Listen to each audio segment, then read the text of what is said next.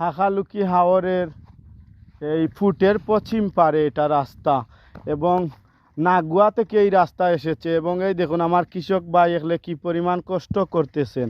একটা রাস্তা নাই, এই ধানগুলো কীরকম তারা নিয়ে যাবেন, এই রাস্তার ভয়াবহ পরিস্থিতি আপনারা দেখুন। এই দেখুন রাস্তার দিকে কোন দিকে ধান নিয়ে যাবেন, সারা রাস্তা এরকম খারাপ অবস্থানে রয়েছে।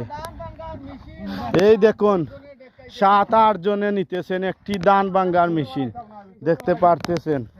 এই ভয়াবহ পরিস্থিতি আমাদের হাকালুকির এই বৃহত্তর দক্ষিণ এশিয়ার মধ্যে শ্রেষ্ঠ হাকালুকি আমাদের কুলাউড়া উপজেলার 3 নং বাটেরা ইউনিয়নে অবস্থিত। এই দেখুন একটি মেশিন কীরকম নিতে পারছেন না, এবং রাস্তার পরিস্থিতি ভয়াবহ। আমি আমাদের এমপি মহোদয়ের কাছে অনুরোধ জানাবো আমাদের এই রাস্তাটুকু আপনি কাজ করে দেন।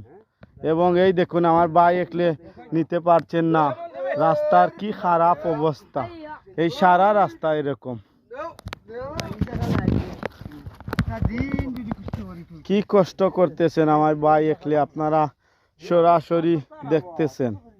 একটা মারার মেশিন, একটা মারার মেশিন ইগু শুকনা রাস্তা বাজাইতো, ইগু কিন্তু তুচ্ছু গাড়ার দান না।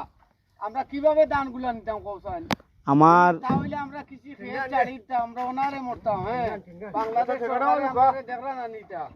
এই দেখুন আমরা কৃষক ভাই একলে কি কষ্ট করতেছেন, কষ্টের কিন্তু শেষ নাই। একটি মেশিন কিন্তু যাচ্ছে না, এই রাস্তার এই ভয়াবহ অবস্থা। ওবা ওদা সাইডটা মাটি দৌড়া মানুষ নাইনি, ওই দেখলানি এই গাড়া।